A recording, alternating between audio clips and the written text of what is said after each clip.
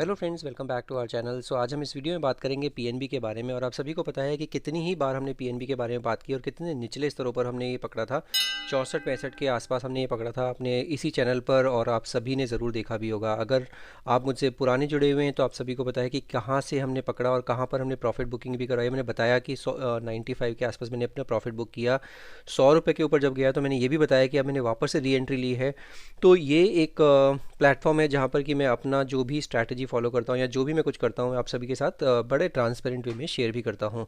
आज पीएनबी के रिजल्ट्स आए हैं और इसीलिए आई थॉट आज ये अच्छा दिन है जहाँ पर पीएनबी के बारे में बात कर सकते हैं और ये भी देख सकते हैं कि इसका नेक्स्ट पड़ाव क्या देखने को मिलेगा। तो आप बिल्कुल चिपक के बने रहिएगा इसमें एंड तक और बिना स्किप किए वीडियो देखिएगा, बिकॉज हम इसमें पीएनबी के रिजल्ट्स भी डिस्कस करने वाले हैं। इसमें हम थोड़ा सा ये भी देखने वाले हैं कि शेयर होल्डिंग पैटर्न कैसा दिख रहा है पीएनबी का, और हम इसमें टेक्निकल चार्ट भी देखने वाले हैं कि टेक्निकल चार्ट पर वो कैसा प्लेस्ड है और कहाँ पर अब नेक्स्ट पड़ाव देखने को मिल सकता है। तो इसी तरह के इंटरेस्टिंग आइडियाज़ आपको फ्यूचर में भी देखने को मिलते रहें, इसके लिए आप मेरा चैनल ज़रूर सब्सक्राइब कर लीजिए। बेल आइकन दबाना बिल्कुल मत भूलिएगा, बिकॉज जब भी मैं कोई नई वीडियो डालूँ तो आप सभी को सबसे पहले वो वीडियो देखने को मिल जाए। तो let's quickly start this video. PNB का जो Q3 का रिजल्ट्स आया है वो बहुत ही ज़बरदस्त आया है, बम्पर रिजल्ट्स आए हैं। और आप सभी ने के सामने मैंने ये मिंट से ये उठाया है और मिंट में आप क्लियरली देख सकते हैं कि नेट प्रॉफिट 253% YOY से ग्रो हुआ है और NII भी ग्रो हुआ है 12.1% से। तो दोनों ही जो चीज़ें हैं दोनों ज़बरदस्त ग्रो हुई हैं। तो ये जो पीएनबी के जो रिजल्ट्स देखते हैं इसमें थोड़ा सा हम डीप डाइव करते हैं, देखते हैं कि क्या किया है, कैसा किया है। तो इसका जो अगर स्टैंड अलोन नेट प्रॉफिट देखते हैं तो 2223 करोड़ का नेट प्रॉफिट आया है स्टैंड अलोन, जबकि सेम पीरियड में लास्ट ईयर कितना था 629 करोड़। तो नेट प्रॉफिट में 629 से सीधे हो गया 2223 करोड़। तो ये ज़बरदस्त जंप है, ऑलमोस्ट 253% का YOY जंप है। सीक्वेंशली भी देखते हैं तो सीक्वेंशली भी जो नेट प्रॉफिट हुआ है वो 26%, 26.5% से ग्रो हुआ है। एंड नेट प्रॉफिट आया है 1756 करोड़ से अभी ऑलमोस्ट 2300 करोड़ के आसपास। तो ये आप देख सकते हैं कि नेट प्रॉफिट इम्प्रूव है 26% as a bank in Q2 recorded a net profit of 1756 crore से अभी आ गया है कितना 2223 करोड़। ठीक है, तो ये भी बहुत बढ़िया लग रहा है। तो सीक्वेंशली भी अच्छा है, ईयर ऑन ईयर भी ज़बरदस्त परफॉर्मेंस है।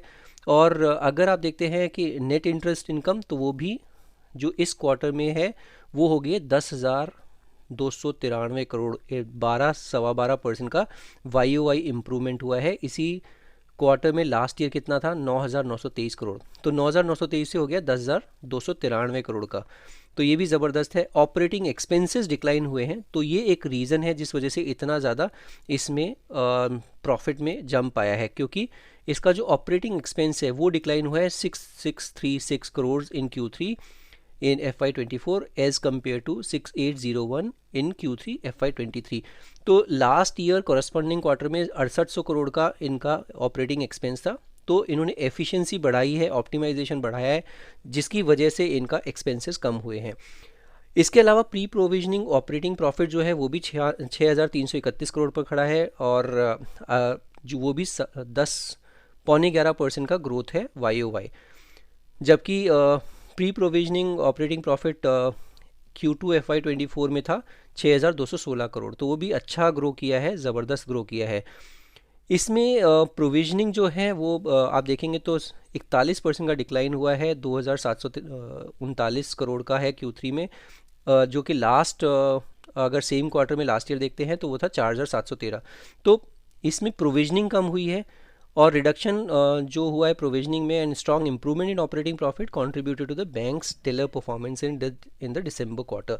तो ये ज़बरदस्त रिटर्न, ज़बरदस्त जो रिजल्ट्स आए हैं वो इनकी वजह से आया है। एक और चीज़ जो इम्पॉर्टेंट होती है बैंक्स में और स्पेशली जो PSU बैंक्स में, वो होते हैं NPAs। अगर आप GNPA देखते हैं, ग्रॉस नॉन परफॉर्मिंग एसेट, वो इम्प्रूव हुए 352 बेसिस पॉइंट के YOY बेसिस पे, अब आ गए हैं 6.24% पे, और जो कि पहले थे 9.76% इन Q3 FY23।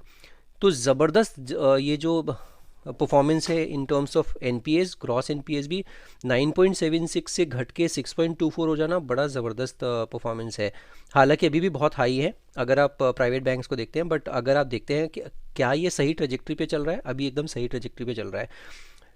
नेट एनपीएस अगर देखते हैं तो वो भी 234 बेसिस पॉइंट अच्छे सुधरे हैं और वो आगे हैं 0.96%, जो कि पहले थे Q3 FY23 में 3.30%।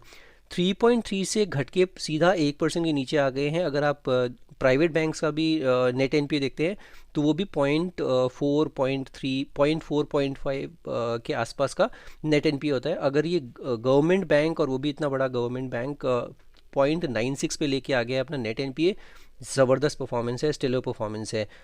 तो ये दोनों ही चीज़ की वजह से, एक तो प्रोविजनिंग कम है, एक्सपेंसेस कम हुए हैं, इसकी वजह से ज़बरदस्त अपना इन्होंने क्वार्टरली रिजल्ट दिखाया है। तो कोई शक होना भी नहीं चाहिए, जिस तरह की रैली हुई है वो रैली बिल्कुल क्लियर थी। और क्यों हो रही थी? बिकॉज इसका रिजल्ट्स ऑलरेडी एंटिसिपेटेड थे कि अच्छे ही आने चाहिए।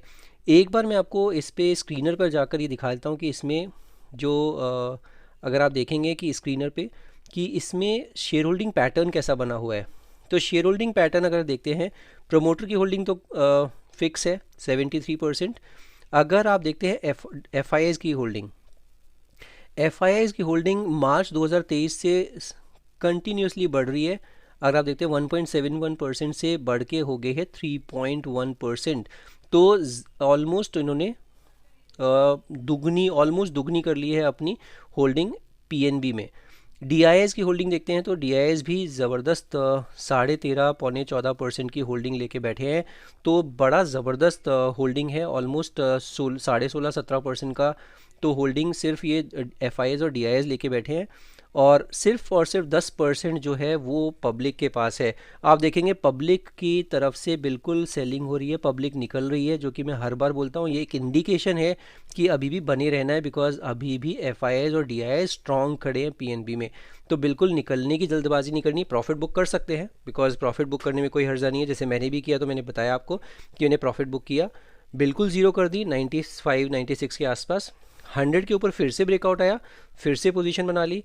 आज मैंने और लिए हैं PNB के शेयर। अभी आपको लग रहा है कि इतने ज़बरदस्त रिजल्ट आए हैं तो मंडे को भागेगा ही भागेगा। क्वाइट पॉसिबल कि प्रॉफिट बुकिंग आ जाए, क्वाइट पॉसिबल, बिकॉज ये इसी एंटिसिपेशन में इतना तेज़ी से भागा है और हो सकता है प्रॉफिट बुकिंग आ जाए। बट वो क्या प्रॉफिट बुकिंग में क्या निकलना है, तो वो एक बार चार्ट पर देख लेते हैं कि कैसा इसका चार्ट पैटर्न बने हुए हैं और कहाँ पर इसमें आपको ध्यान रखना है, किस चीज़ का ध्यान रखना है।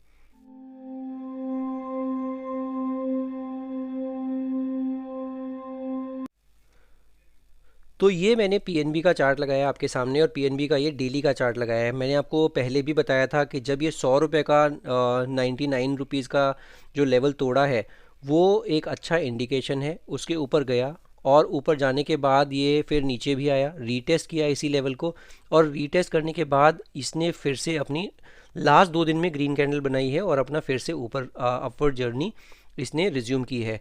अब इसमें क्या करें, अगर आपके पास पोजीशन है तो आपको एक स्ट्रिक्ट स्टॉप लॉस लगाना है। वो स्टॉप लॉस क्या होगा? वो होगा 95 रुपीज़ के आसपास, 90 से 95। अगर आपने बहुत ही निचले स्तरों पर पोजीशन बनाई है तो प्रॉफिट बुकिंग होती भी है तो 90 रुपीज़ के नीचे नहीं जाना चाहिए। 90 रुपीज़ के नीचे अगर आपको जाता दिखता है तो बिल्कुल एक बार के लिए निकल सकते हैं। अदरवाइज़ अगर आपने हाल फिलहाल में ही कोई पोजीशन बनाई है और क्विक एक स्विंग ट्रेडिंग के लिए बनाई थी, और अगर ये नीचे आता है, बिकॉज जैसे मैंने बताया कि होता क्या है, अगर रिजल्ट्स बहुत ही बेहतरीन आ जाते हैं, उससे पहले अगर रैली हो चुकी होती है, आप देखिए किस तरह की रैली हुई है इसमें बिल्कुल पीछे मुड़ के नहीं देखा है इस पर्टिकुलर स्टॉक ने। हमने जो पकड़ा था इसको, वो पकड़ा था यहाँ पर, राइट। यहाँ से लेके एक तरफा रैली हुई है, और एक तरफा रैली होने के बाद अब रिजल्ट्स भी आ चुके हैं। तो रिजल्ट्स आने के बाद हो सकता है कि ये एक बार के लिए झटका दे, जो वीक हैंड से वो निकल जाएंगे। और इसका जो 20 डेमा है वो है 97-98 के आसपास, वो एक अच्छा सपोर्ट है। वहाँ पर ही अगर आप देखते हैं तो थोड़े दिन पहले ही इसने सपोर्ट भी लिया है। ये देखिए यहाँ पे जो कैंडल बनी, एक हैमर बना, उसके बाद इसने सपोर्ट लिया यहीं 20 डेमा पर, और फिर इसने वापस अपवर्ड ट्रेजेक्टरी रिज्यूम कर ली।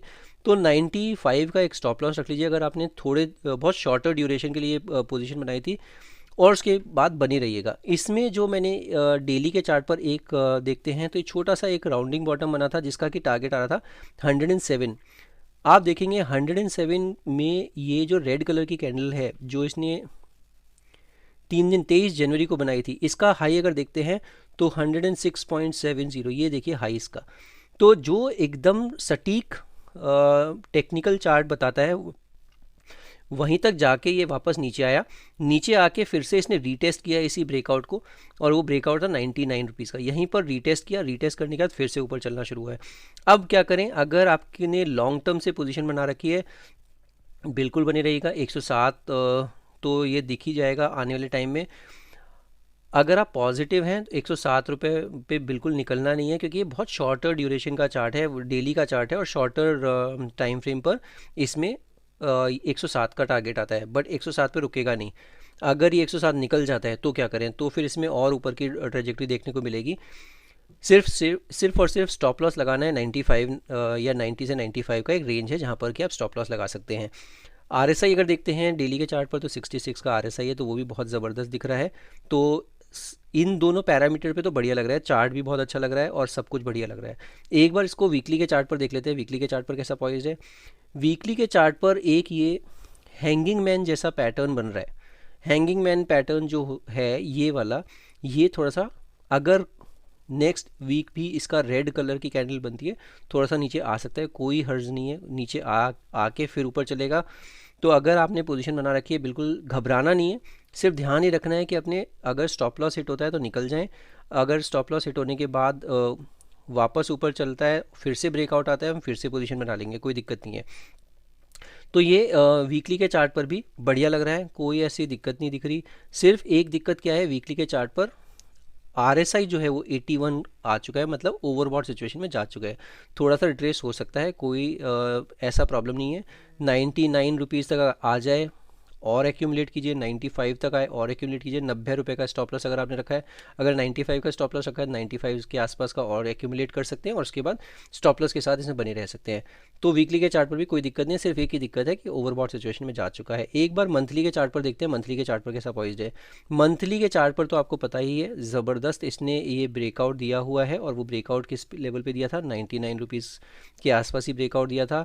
एक जो मंथली के चार्ट पर बड़ा ज़बरदस्त सपोर्ट जो दिख रहा है वो है 89 रुपीज़ का। वो क्या है, 200 मंथ एक्सपोनेंशियल मूविंग एवरेज।